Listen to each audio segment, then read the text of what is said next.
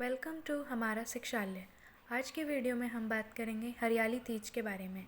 आज की वीडियो में हम जानेंगे हरियाली तीज क्या होती है, कब होती है, क्यों मनाई जाती है, इसके पीछे की क्या कहानी है, इसका क्या महत्व है और इसकी क्या विधि है। सबसे पहले बात करेंगे हरियाली तीज क्या होती है। ये हिंदू धर्म का प्रमुख त्यौहार है जिसे ज़्यादातर उत्तर भारत में मनाया जाता है। हरियाली तीज को श्रावणी तीज के नाम से भी जाना जाता है। ये व्रत महादेव और माँ पार्वती के मिलन के उपलक्ष्य में मनाया जाता है। हरियाली तीज कब मनाई जाती है? हरियाली तीज का त्यौहार हर साल सावन के महीने में शुक्ल पक्ष की तृतीया तिथि को मनाया जाता है। सावन का महीना अंग्रेजी कैलेंडर के अनुसार जुलाई अगस्त के महीने में पड़ता है। वैसे तो वर्ष में 3 बार तीज का त्यौहार आता है, लेकिन उसमें से हरियाली तीज का महत्व सबसे अधिक है। बाकी दोनों तीज को हरतालिका तीज व कजरी तीज के नाम से जाना जाता है। अब बात करते हैं हरियाली तीज क्यों मनाई जाती है। माना जाता है कि भगवान शिव को पति के रूप में प्राप्त करने के लिए माता पार्वती ने बहुत जतन किए थे और तब जाकर भगवान शिव उनसे प्रसन्न हुए थे और उन्हें अपनी पत्नी के रूप में स्वीकार कर लिया था। तो जिस दिन भगवान शिव ने माता पार्वती को अपनी पत्नी के रूप में स्वीकार कर लिया था, उस दिन को ही हम हरियाली तीज के रूप में मनाते हैं। अब जानते हैं हरियाली तीज के पीछे की क्या कहानी है। भगवान शिव की पहली पत्नी का नाम माता सती था और वे दोनों एक साथ कैलाश पर्वत पर शांतिपूर्वक रह रहे थे। माता सती के पिता दक्ष को भगवान शिव पसंद नहीं थे और उन्होंने एक सभा में शिव जी का अपमान किया। अपने पति का अपमान देखकर माता सती इतनी क्रोधित हो गईं कि उन्होंने अग्निकुंड में कूदकर आत्मदाह कर लिया। अपनी पत्नी की दुखद मृत्यु से भगवान शिव ने राजा दक्ष का गला काट दिया और उसके बाद असीम साधना के लिए चले गए। इसके कुछ समय बाद ही माता सती ने हिमालय के गर्भ से माता पार्वती के रूप में जन्म लिया।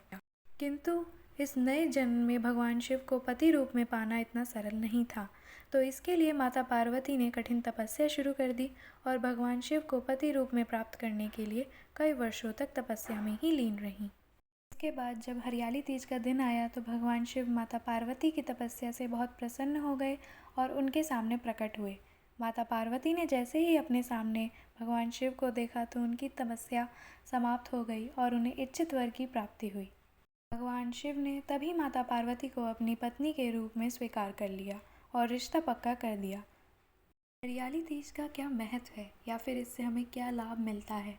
तो जब माता पार्वती को भगवान शिव से रिश्ता पक्का हो गया तो माता पार्वती ने उनसे एक वरदान और मांगा और वह वरदान यह था कि जो भी महिला इस दिन अर्थात हरियाली तीज वाले दिन व्रत करेगी या माता पार्वती तथा भगवान शिव का ध्यान करेगी तो उसे कई लाभ होंगे। कुंवारी कन्या हरियाली तीज के दिन व्रत करती है और भगवान शिव व माता पार्वती का ध्यान लगाती है तो उसे मनचाहे वर की प्राप्ति होती है। वहीं यदि कोई सुहागन महिला इस दिन व्रत करती है तो उसे उसकी पति की आयु लंबी होती है और वह स्वस्थ रहता है। बात करते हैं कि हरियाली तीज की क्या विधि है। हरियाली तीज वाले दिन तो महिला को कुछ खाना पीना तो होता ही नहीं है, लेकिन साथ साथ वे पूरा दिन भगवान की तपस्या करती हैं। जिस प्रकार माता पार्वती ने सालों साल तक भगवान शिव की तपस्या की थी, उसी तरह से महिलाओं को केवल इसी दिन वैसी ही तपस्या करनी होती है और अन्न जल का त्याग कर देना होता है। जो महिलाएं सुहागन हैं उसे तो इस दिन 16 श्रृंगार करना होता है और अच्छे से सजना संवरना होता है।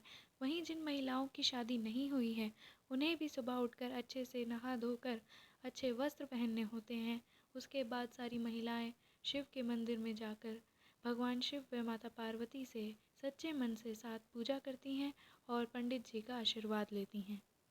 फिर पूरे दिन भूखे प्यासे रहकर भगवान शिव की आराधना करनी होती है। अपने मन को निर्मल रखना होता है। इस दिन यदि महिलाएं हरे रंग के कपड़े पहनती हैं तो ज़्यादा शुभ रहता है। साथ ही श्रृंगार भी हरे रंग का ही किया जाए तो बेहतर होता है, जैसे कि हरी चूड़ियाँ। Thank you for watching this video. Do like, share and subscribe to my YouTube channel.